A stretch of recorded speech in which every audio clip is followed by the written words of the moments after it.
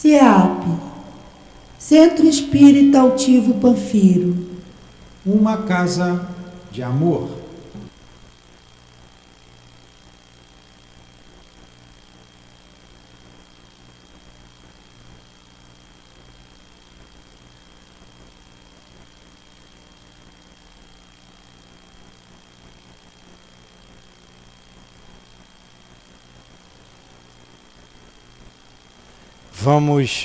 Obrigado.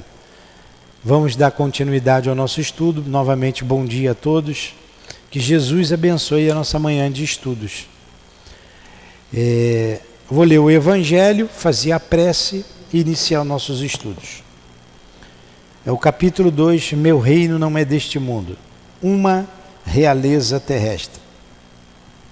Quem melhor do que eu pode compreender a verdade destas palavras de nosso Senhor? Meu reino não é deste mundo. O orgulho foi a minha perdição na terra.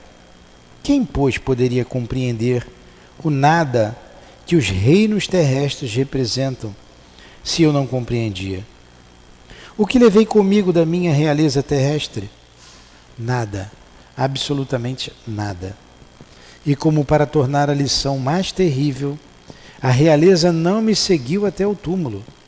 Rainha era eu entre os homens. Rainha, eu acreditava entrar no reino dos céus. Que desilusão! Que humilhação! Quando em lugar de ser recebida como soberana, eu vi acima de mim, mas bem acima, homens que eu considerava insignificantes e que desprezava porque não tinham sangue nobre. Oh, nesse momento compreendi a inutilidade das honras e das grandezas que se buscam com tanta avidez sobre a terra. Para se preparar um lugar no reino dos céus, é preciso abnegação, humildade, caridade em sua perfeita prática e benevolência para com todos. Não se pergunta o que fomos, qual a posição que ocupamos, mas o bem que fizemos, as lágrimas que enxugamos. Ó Jesus, disseste que teu reino não é deste mundo, pois é preciso sofrer para chegar ao reino dos céus. E os degraus do trono não nos aproximam dele. São os caminhos mais penosos da vida que nos conduzem a ele. Procuremos, pois, o caminho entre as dificuldades e os espinhos, e não entre as flores. Os homens correm em busca dos bens terrenos, como se pudessem guardá-los para sempre. Mas aqui não há mais ilusões.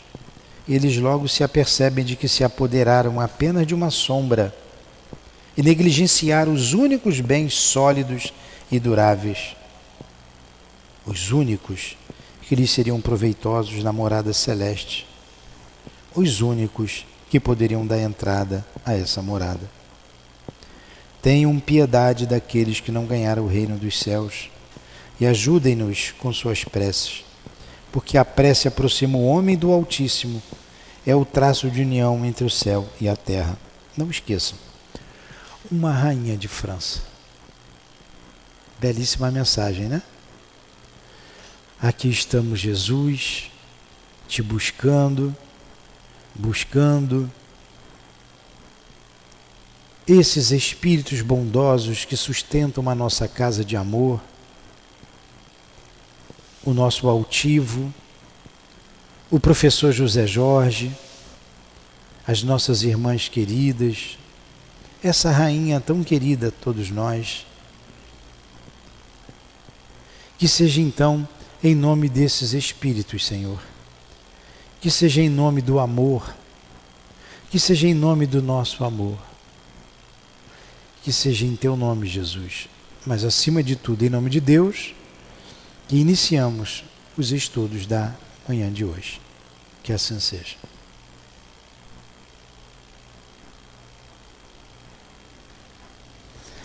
Então vamos lá. uma realeza terrestre. O que a gente acabou de ler foi a mensagem de uma rainha. Ela não se identificou, mas quando ela chegou do outro lado da vida, pensou de ser recebida como rainha. E ela diz que sofreu uma grande desilusão, principalmente quando ela viu acima dela espíritos que ela não considerava, homens que ela não considerava, porque eram insignificantes, não tinham sangue nobre, né? Aí ela diz, que desilusão, que desilusão. E no final, né, num sinal de humildade, ela pede que oremos por ela e por todos aqueles que não alcançaram o reino dos céus. Então a gente dedica esse estudo de hoje a esses espíritos que não alcançaram o reino dos céus, né? Céus aí, entre aspas, que Jesus os ajude, que Jesus ajude esse espírito, que já deve estar bem melhor, né? Essa rainha de França.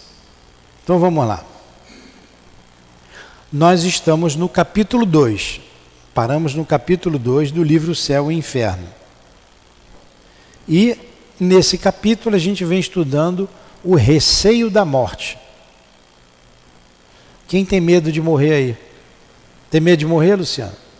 Tem medo de morrer? Tem medo de morrer? Vocês querem morrer? Você quer morrer? Não? Você quer? Não, a gente não quer morrer, né? A gente tem um instinto de conservação. O instinto de conservação nos impede de que a gente se mate. Senão, seria um caos. Apesar que a gente tem vivido um momento muito difícil, de tanta perturbação, que muitas pessoas estão se entregando ao suicídio. Há um momento muito complicado. A gente não deve nunca pensar no suicídio. Por quê? Porque a morte não existe. E se a morte não existe, teremos consequências se cometermos esse ato. Primeiro deles, uma desilusão. Não morreu. Segundo, a morte não resolveu o problema. Não resolve o problema. Terceiro, que a gente vê invariavelmente, o arrependimento. Arrependimento. E várias outras consequências que resultam daí. Não é, Luciana? Então, nunca pensarmos no suicídio. Nunca. Nunca. Porque senão a gente está indo contra uma lei que está em nós, que é um instinto de conservação, contra a lei de Deus, porque não existe a morte, só existe vida, e vamos responder por tudo isso, as consequências desse ato. E o que a gente vê é muita dor, muito sofrimento, muitas lágrimas. Então não pensem jamais em se matar. É uma ilusão. A morte é uma ilusão. A gente sabe de um espírito que a gente tem estudado o livro Memórias de um Suicida, que ele se matou porque ele angariou muitas dívidas. Ele era um comerciante de vinhos, um português comerciante de vinhos. Então ele falou, quer saber? Vou acabar com tudo. Vou me matar. Se a dívida está impagável. Ele tinha mulher e 4 filhos. Ele se matou. Ele se matou. E o que aconteceu? Os credores foram cobrar dele. Morreu. Então tomaram a casa dele, expulsou a família de casa, tomou todos os móveis, as obras de arte dele. A mulher foi se prostituir com a filha menor, com a caçula. O menino roubou, foi preso, estava preso. A outra menina, os 4 tiveram problema. Então pergunto, ele se matando, ele pagou a dívida dele? Resolveu o problema da dívida? Não. O cara foi cobrar lá. Cobrar da família dele. E quando ele viu tudo isso, enlouqueceu. E detalhe, vai ter que voltar, reencarnar, se endividar novamente e honrar com o seu compromisso. A peneira é zero da lei de Deus. Aí o título hoje aqui, por que os espíritas não receiam a morte? Nós colocamos aqui como um patrono do livro Céu e Inferno, o nosso amigo, o professor José Jorge. Ali tem um colégio ricardense, ali Ricardo de Albuquerque, Olinda, ali perto. Não, ali perto de Anchieta. Ricardo de Albuquerque, depois de Anchieta. Nosso querido professor José Jorge. Ele dizia que não tinha medo de morrer. Ele tinha vergonha. Ele tinha vergonha. Pois é, chegar do outro lado, né? Todo mundo vê o que nós somos de fato, quem nós somos, o que nós pensamos, como a gente pensa, na verdade, o que a gente é. Imagine olhar para você, o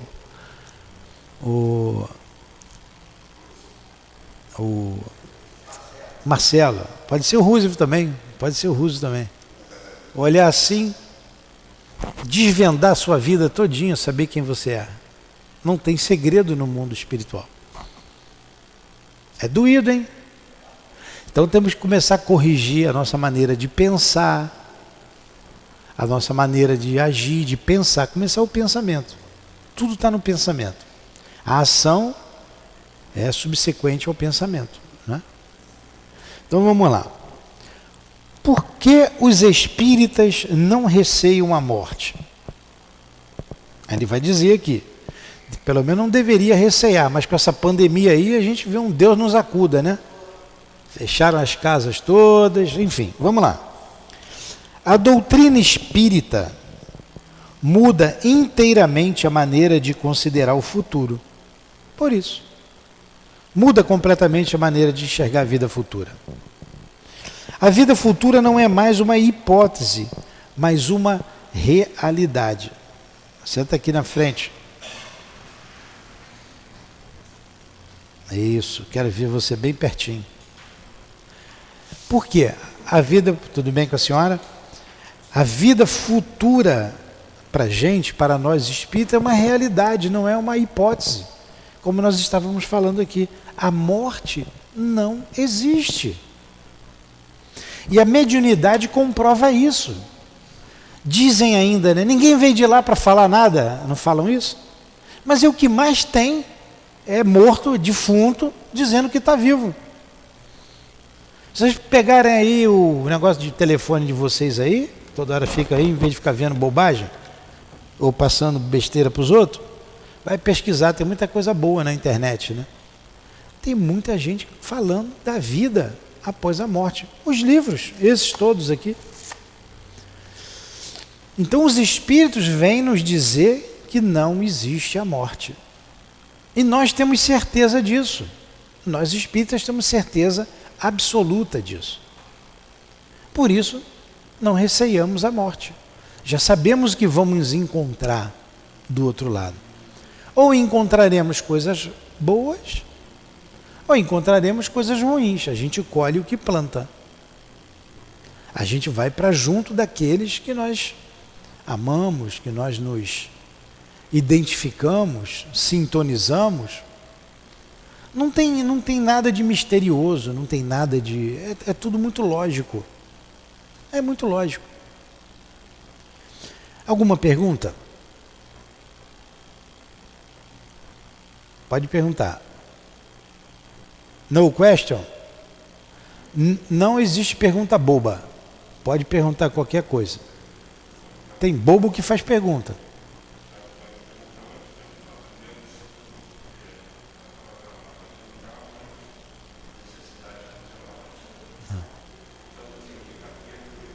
Estamos no capítulo 2, o item 9. O véu está levantado. O mundo espiritual nos aparece em toda a sua realidade prática. Não foram os homens que descobriram, pelo esforço de uma concepção engenhosa, são os próprios habitantes desse mundo que vêm nos descrever sua situação.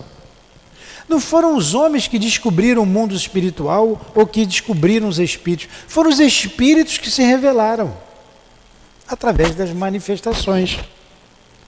Ao longo dos milênios. A doutrina espírita é nova, ela é recente. Ela foi lançada em 1857. Para ser mais preciso, 18 de abril de 1857, com o lançamento do Livro dos Espíritos. Então, o Livro dos Espíritos é a coluna mestra da doutrina espírita. O céu e o inferno é uma costela da quarta parte do Livro dos Espíritos. Agora, as ideias espíritas são antiquíssimas. Ideia de Deus, de um Deus único. A imortalidade da alma. Platão, Sócrates, sempre falou isso. 300, 400 anos antes do Cristo. Tem os filósofos pré-socráticos, Sêneca e outros, falavam disso. Reencarnação. Então, imortalidade da alma, mantendo a sua individualidade, reencarnação, comunicabilidade, se comunicar com os espíritos. O homem sempre falou com os espíritos. Muitos dizem aí na igreja, mas Moisés proibiu. Ora, Moisés não ia proibir algo que fosse impossível. É proibido fumar aqui dentro, é proibido fumar. Não significa que você não possa fumar. Se eu não ver, pode, viu? É proibido fumar. Mas se alguém quisesse fumar, é possível fumar, não é possível? É possível. É proibido falar com os espíritos. Então, por que é proibido fumar aqui dentro? Porque não é ambiente para se fumar. Aqui é um ambiente fechado. Isso aqui é um santuário que a gente usa para estudar, para atender as pessoas, não é? Então, é lógico até isso. Ninguém vai fumar aqui dentro. Sim. Não vai. Não vai, né? Exatamente. Vai fumar dentro do hospital? É proibido fumar dentro do CTI. Todo mundo já foi em CTI aqui visitar alguém? Dá para fumar dentro do CTI? Não é proibido. Não é lugar de fumar. Então, mesmo o viciado em cigarro, ele vai segurar a onda dele. Pode fumar. Moisés proibiu falar com os mortos. Então, não pode fumar no CTI por isso. Não pode fumar aqui dentro por isso. Tem motivos lógicos. Moisés proibiu falar com os mortos por quê? Por isso. A gente tem que saber por quê. Abusavam da comunicação com os espíritos. Abusavam. Se evocava para... Ninguém botava o pé no portão sem perguntar aos espíritos o que ia acontecer, o que queria, o que deixava de querer. Hoje ainda abusam. Vai ali na vovó Maria das Candonga, que tem ali na esquina. Faz-se casamento, desmancha casamento. Traz teu marido de volta em 3 dias, né? Vocês já viram? Não traz a mulher de volta, né? Só marido, né? Muita mulher, né? Traz. Agora com o WhatsApp aí, acho que traz mais rápido, né? Em um dia. Eu já vi um ali que traz em 24 horas. Poxa, quem vai num lugar desse está querendo ser enganado. Está querendo ser enganado. E a pessoa é uma vigarista, né? Olha aí como conspurca essa relação com o mundo espiritual. Então, sempre os espíritos falaram com o homem, sempre, desde que o homem é homem. Agora, a gente vive um momento em que eles, desde que se abriu as portas, que Deus deu a ordem, como está no Evangelho, começou lá nos Estados Unidos, em 1848, virou uma febre no mundo inteiro, com a dança das mesas. Hoje nas escolas brincam lá com copo, com compasso, né? Fazem de qualquer maneira, evocam de qualquer maneira, fazem um monte de pergunta boba, né? Faz uma pergunta para o copo aqui, faz. Vai dar certo hoje? Vai dar certo hoje? Ele vai responder. Aí, aí, tá vendo? Eu não sabia da moeda, não.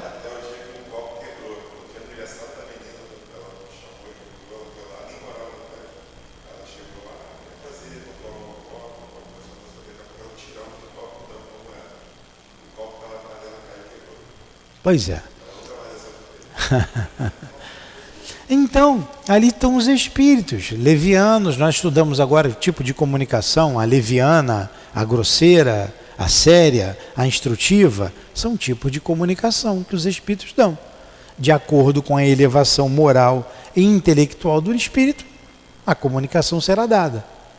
E a gente sabe que tem sempre um tripé. Eu não adiantei na aula de manhã, mas é aquele que é o médium. Quem é o médium? Quem é o médium? Quem era o Chico? O Chico tinha uma conduta ilibada? Quem é o Chico? Quem é o médium? O que ele faz? Quem é o espírito que está com ele? E o consulente? O que o consulente vai perguntar? O objetivo da mensagem. Então sempre tem um tripé nessa mensagem. Então lá fazem perguntas levianas, respondem, tem respostas levianas. Então os espíritos sempre deram sinais de vida, sempre. E com a doutrina espírita fica mais claro isso. A gente estudando, nós não temos receio da morte, porque temos certeza de que a vida continua. Temos certeza da vida futura. Temos certeza de que ninguém morre. Morre o corpo. E o corpo é uma vestimenta do espírito. Bem claro isso? Question? No question. Então vamos lá. Então são os próprios espíritos que vieram falar da existência deles. Nós ali o vemos em todos os graus da escala espiritual, em todas as fases da felicidade e do infortúnio. Assistimos a todas as peripécias da vida de além-túmulo. Aí está, para os espíritas, a razão, a calma com que eles encaram a morte, da serenidade dos seus últimos instantes sobre a terra. Então Kardec analisou, nós espíritas que estudamos a doutrina espírita, estudamos essa análise de Kardec e as respostas que os espíritos dão. Aqui mesmo nesse livro, aqui O Céu e o Inferno, lá na última parte do livro, a gente vai estudar sobre os espíritos felizes.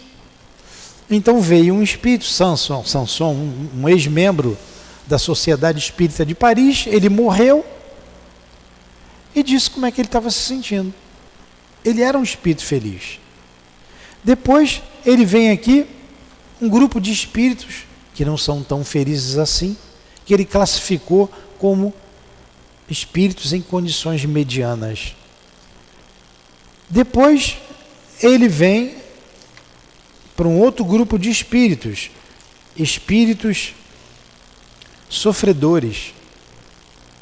Por que o fulano sofre tanto? O que ele fez para sofrer tanto? Depois ele vem para um grupo de espíritos suicidas. O que acontece com o suicida? Depois ele vem para um grupo de espíritos endurecidos, suicidas. Eu estou vendo aqui a ordem. Os suicidas, depois ele vem para os criminosos arrependidos.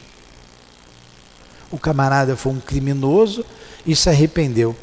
Ele foi colocando aqui as expiações terrestres. Então ele foi analisando, quando o camarada ele é feliz, por quê? Porque na Terra ele se comportou dessa forma. Ele está em condições medianas, porque a sua vida ele teve um outro tipo de comportamento. Ele é infeliz por isso. O suicida, aconteceu isso. Os criminosos que se arrependeram, agora vivem assim. Então a gente tem uma análise aqui de como é a vida além túmulo. Como é a vida além túmulo. Pode ficar. Tem bastante aqui. Tem? Isso é para vocês mesmo. Pode pegar à vontade depois.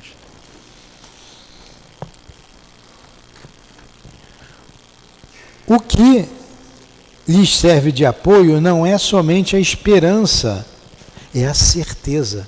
Então nós espíritas não temos esperança de que vamos reencontrar com quem nós amamos. Eu tenho muita saudade da minha esposa. Daria qualquer coisa para vê-la, para estar ao lado dela. Isso vai acontecer, mais cedo ou mais tarde. Eu vou morrer. Alguém tem dúvida de que eu vou morrer? Vocês têm dúvida? Ninguém tem dúvida, mas eu também tenho certeza que vocês vão morrer. Vocês têm certeza que eu vou morrer? Tem ou não tem? Eu também tenho que vocês vão. Daqui a pouco vai estar todo mundo do lado de lá. Então, vamos reencontrar. Daqui a pouco eu vou reencontrar minha esposa, vamos continuar juntos, trabalhando, estudando, enfim, a vida continua. Então nós não temos esperanças disso.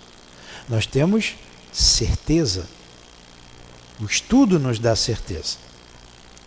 E o que ele diz mais aqui? Eles sabem que a vida futura não é mais do que uma continuação da vida presente, em melhores condições, e a esperam com a mesma confiança com que esperam o nascer do sol após uma noite de tempestade.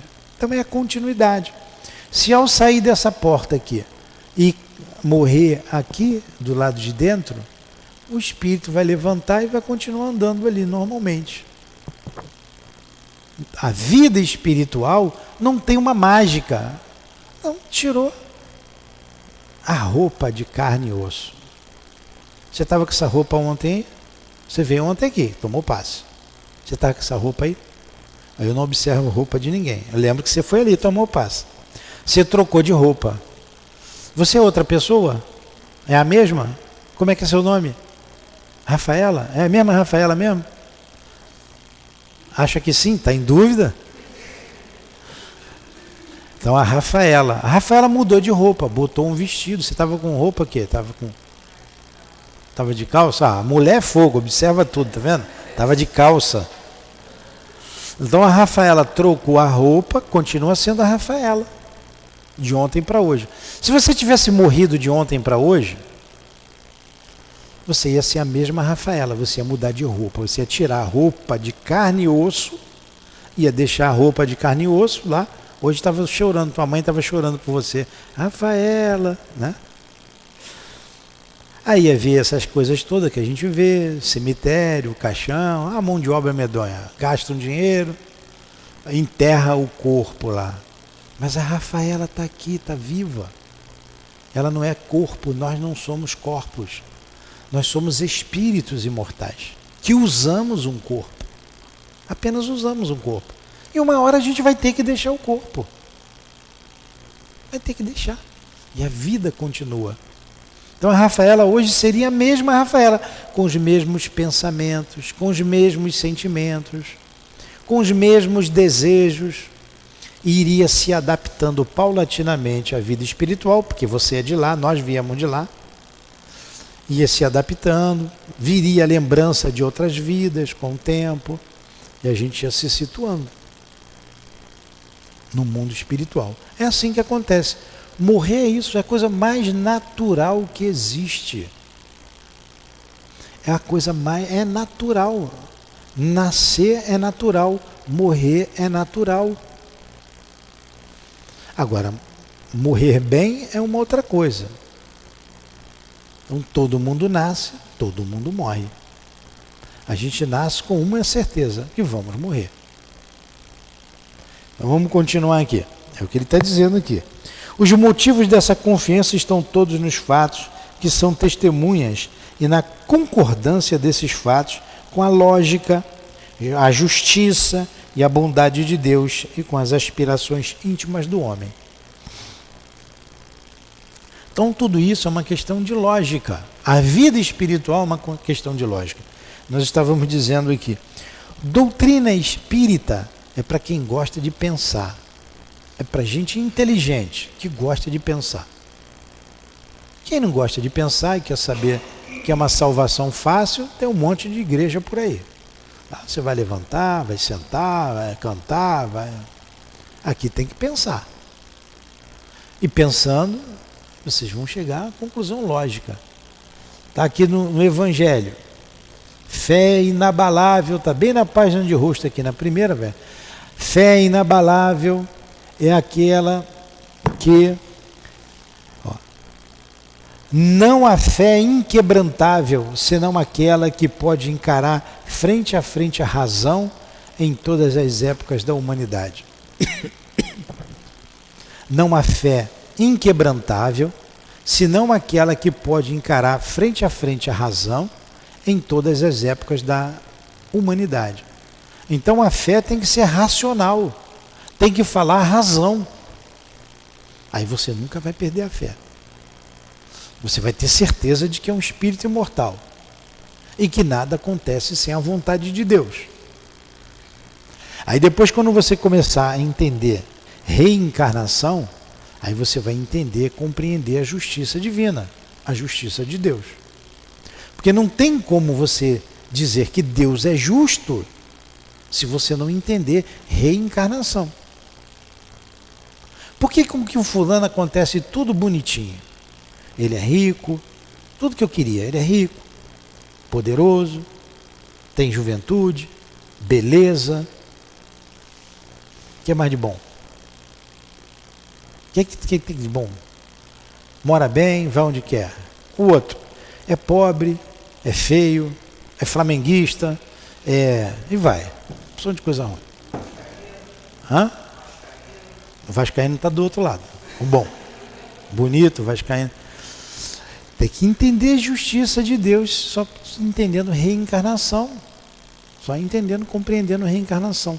Por isso que é muito lógica a doutrina espírita. Por isso que o espírita não tem medo da morte. O título é, vocês chegaram depois, por que o espírita não teme a morte? Por isso. Continua Kardec aqui, para a gente terminar. Além disso, a crença comum situa as almas em regiões acessíveis apenas ao pensamento, onde se tornam de alguma sorte estranhas aos vivos. A própria Igreja coloca entre as almas e os vivos uma barreira intransponível. Ela declara que toda relação está rompida, qualquer comunicação é impossível. Se elas estão no inferno, toda a esperança de revê-las está perdida para sempre, a menos que também se vá para lá. Então, as ideias que tem das igrejas aí, diferente da ideia da doutrina espírita, por isso que não pode se comunicar.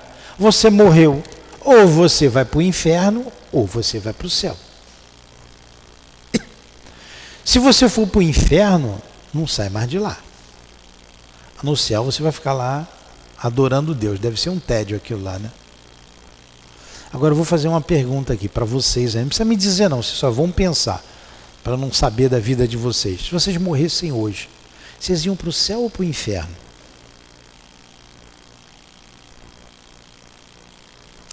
O inferno deve estar lotado de gente, né? E o céu está vazio. Isso não coaduna com a justiça de Deus, com a bondade de Deus. Deus é onisciente, então ele sabe o que vai ser do seu filho, da sua criação. Então ele criou alguém que ele sabe que vai para o inferno. Então Deus é sádico. Vou criar o flamenguista ali, ó, vai para o inferno. Então Deus quer ver você, já criou, ele se satisfaz em ver o sofrimento do outro. Isso não é lógico, isso não é racional. A fé tem que ser raciocinada. Não é? Então não existe o inferno, não existe o céu. Nós vamos ver um capítulo aqui só sobre o céu, o que a igreja fala sobre o céu, um capítulo só sobre o inferno, um capítulo só sobre os anjos e um capítulo só sobre os demônios. Olha como que é racional a doutrina espírita, e vamos tirar nossas conclusões, porque Kardec refuta todas essas ideias, e refuta com inteligência, com argumentos lógicos, racionais. Por isso, não tememos a morte. Mas vamos lá. Se as almas estão entre os eleitos, encontram-se completamente absorvidas por sua beatitude contemplativa. Se ela foi eleita. Tudo isso coloca entre os vivos e os mortos uma tal distância que se olha a separação como eterna. Eis porque muitos ainda preferem ter perto de si, sofrendo na terra, os seres que amam, do que vê-los partir, mesmo que seja para o céu. E a alma que está no céu, ela é realmente feliz ao ver, por exemplo, seu filho, seu pai, sua mãe, seus amigos ardentemente ardendo no inferno? Poxa, se a minha esposa está no inferno, eu quero ir para o inferno. Eu quero estar do lado dela. Se um filho meu, se é minha mãe, sei lá, quem eu amo, foi para o inferno, eu vou para o inferno. Por que eu vou me separar? E é o que ele está dizendo ainda mais.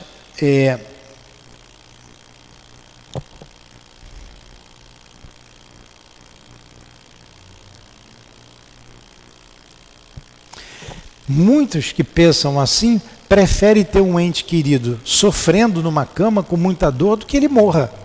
Porque quer ter ele perto, eu não vou ver mais. Então a gente deve libertar esses espíritos. Eu já contei que a minha mãe estava ruinzinha, tá? Seus 83 anos, muito cheio de problema. Não dava mais, o corpo não aguentava mais. E ela não queria morrer. Ela não dormia, ela cochilava, ela estava com os olhos fundos, pretos, porque ela tinha medo de dormir e morrer. Ela dizia: mãe, você está vendo aí teus irmãos? Ela tinha 11 irmãos. Ela: veja. Tua mãe? Veja. Via a mãe dela. O que eles falam para você, mãe? Estão me chamando. E por que você não vai? Ela fazia assim para mim. Aí, mãe, está todo mundo vivo, você não vai morrer não. Você não está vendo que ninguém foi para o céu? Nem no inferno, vieram aqui te buscar. Eu falei: vai para onde? Não, você vai estar viva, você não vai para o céu, o mundo espiritual. Falava, né, conforme a doutrina espírita, ela católica. Eu fui criado na igreja por ela. O irmão dela era padre, tinha um tio padre. E ela demorou para morrer, até que ela teve que ir para o hospital, e de lá, chegando lá, ela não quis mais ficar, não queria ficar no hospital, acabou desencarnando. Aí o médium viu quando ela saiu do corpo, quando os espíritos a chamaram e trouxeram para cá. Está aqui, trabalhando aqui, estudando aqui. No outro dia ela falou: você tinha razão. Niltinho, você tinha razão. Está aqui, está trabalhando, está viva. A Lourdinha está aqui. Então é algo natural, não é nada mirabolante. Agora, se eu pensasse, minha mãe está no céu, com os problemas que eu tenho, com as bobagens que eu já fiz, eu devo ir para o inferno. Ou pelo menos fazer um estágio por lá. Não vou ver mais a minha mulher, não vou ver mais quem eu amo. Então é muito mais racional, muito mais com uma justiça de Deus. Além de que essas ideias espíritas que nós falamos, eu deixei de falar uma: a pluralidade dos mundos habitados. A vida não está só na Terra, a vida está no universo inteiro, em tudo quanto é planeta tem vida. Alguém está vendo os espíritos aqui? Vocês estão vendo? Tem algum médium vidente aí? Você vê alguns, né? Está vendo a Lourdinha aqui do meu lado? Estão vendo os espíritos. Mas a maioria não vê. Aí o homem manda uma sonda a Marte, ele também não vê. Quem disse que a forma de vida lá é igualzinha a essa que está aqui? Debaixo d'água tem vida. Vai na praia, está cheio de peixe debaixo d'água. Tem ser vivo que respira dentro d'água. A gente não consegue, a gente estuda lá na biologia e tal, tem as guelras, tem a maneira de tirar o oxigênio da água. Mas como é que aquele peixe vive ali debaixo d'água? Se nunca tivesse pego um peixe e olhasse de longe, você, aquilo ali só tem água, ali não vive ninguém. Tem um universo submerso. O mundo espiritual está aqui. Não é porque eu não vejo que ele não existe. Vocês estão vendo as bactérias que estão por aqui? Se a gente visse, a gente não ia respirar, ia ficar assim, ó, com medo de ver esses micróbios, esses seres minúsculos. Está cheio. A gente nem vê e nem sente. Então os espíritos estão aqui. E os planetas têm vida. A vida está por toda parte. Para que Deus ia fazer o inferno? Para aqueles que Ele criou? Não é lógico. Não é lógico. É uma questão racional. Só falta um parágrafo aqui para a gente terminar. Esse telescópio Hubble, algumas coisas que a gente repete sempre, raciocínios lógicos. Ele descobriu, se vocês botarem aí na internet, tem um dado de 3 trilhões de outras galáxias que ele descobriu. Outros falam em 1 trilhão.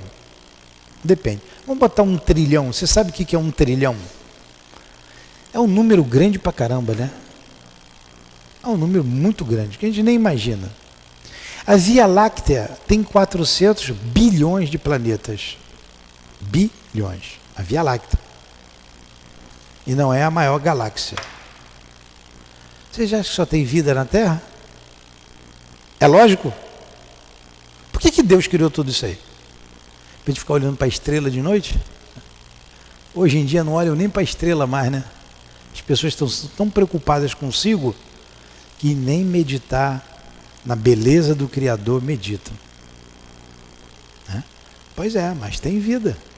É lógico, não é lógico isso? É lógico.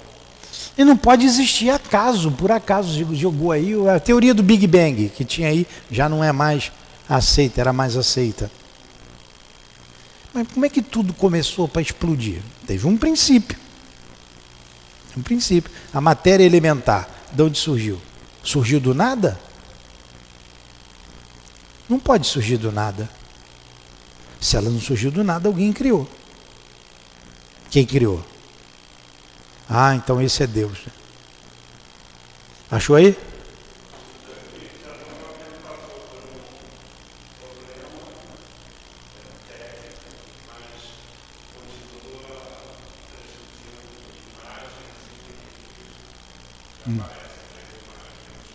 Quantos trilhões de galáxias? Está escrito aí. A gente não faz ideia, a gente não consegue compreender Deus, o Criador. Mas o que a gente já consegue compreender nos mostra que a gente precisa ser pessoas de bem, trabalhar o nosso caráter, modificar a nossa maneira de pensar quando é errada, desenvolver a humildade, a simplicidade, para que a gente tenha uma vida mais feliz, tanto aqui quando desencarnar. E para terminar, o parágrafo seguinte diz assim: para os espíritas, a alma não é mais uma abstração. Ela tem um corpo etéreo que faz dela um ser definido, que o pensamento alcança e concebe. Já é muito para fixar as ideias sobre sua individualidade, suas aptidões e percepções. Então, olha, para nós a alma tem um corpo.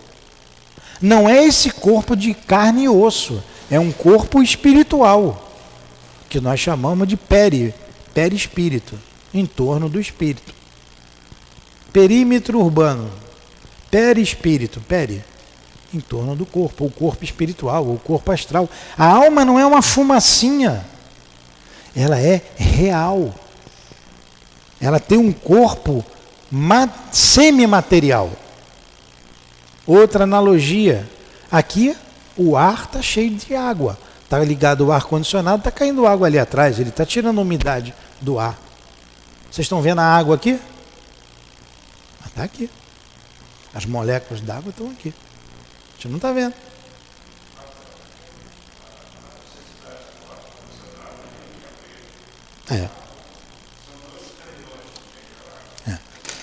Então, o corpo é uma matéria que a gente não vê, ela é mais sutil. Da mesma maneira que para pegar água ali eu vou beber, se eu pegar o gelo continua sendo água e o vapor continua sendo água, mas eu não vejo o vapor. O corpo espiritual continua sendo matéria. O vapor da água é matéria. Então o corpo que o espírito utiliza é matéria. É uma matéria mais sutil, mas é uma matéria, ele está vivo. Ele se relaciona conosco. Há uma relação, e nós, a doutrina espírita, estuda essa relação entre os dois mundos. Há uma relação. Então eles são vivos. Vivos. E há experiências até que o corpo espiritual se materializa. Da gente pegar, apertar, conversar com o defunto, sem problema nenhum. Vocês botarem aí Peixotinho, bota aí Peixotinho. Materialização que Peixotinho fazia. Ele e o Chico, então, eles eram amigos. O espírito se materializava e conversava com as pessoas presentes. Que é prova mais real do que essa?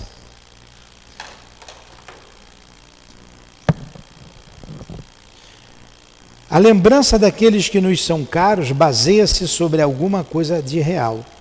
Não nos representamos mais como chamas fugidias, que nada lembram um pensamento. Quer dizer, o espírito não é igual o Gasparzinho, uma fumacinha. Não os representamos mais como chamas fugidias, que nada lembram ao pensamento, mas sob uma forma concreta, que os mostra melhor para nós como seres vivos.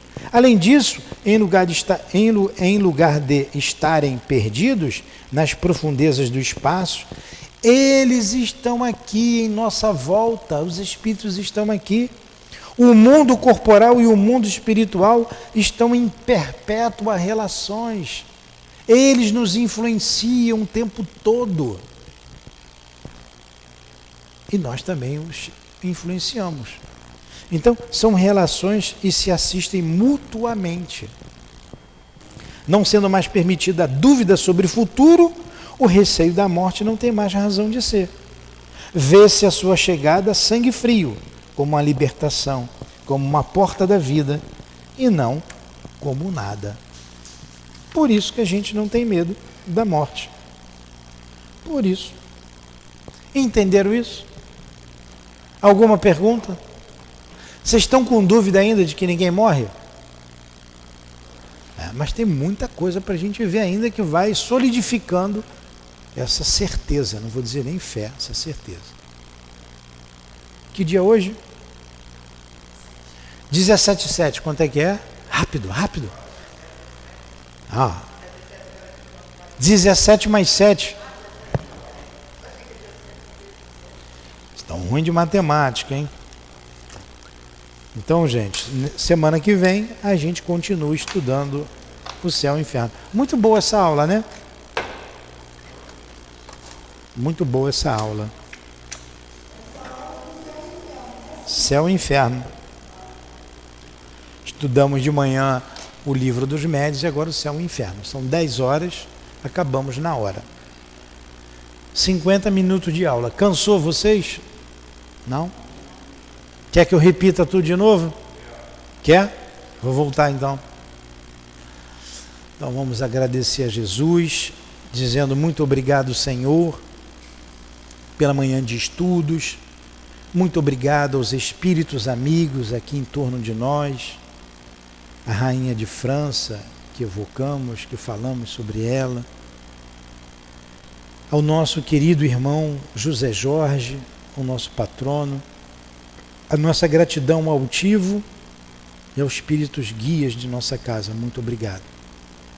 Que Deus abençoe a nossa casa de amor, que Deus sustente a nossa fé, a nossa vontade de viver, dando-nos ânimo, coragem para vencer as lutas da vida e proteção para a nossa caminhada terrena.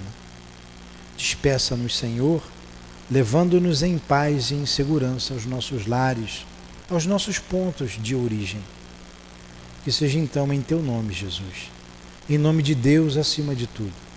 mas em nome da direção espiritual da nossa casa, do altivo, das nossas irmãs queridas, do José Jorge, em nome do amor, do nosso amor, é que pedimos a devida permissão a Deus para encerrarmos os estudos da noite de hoje. Que assim seja.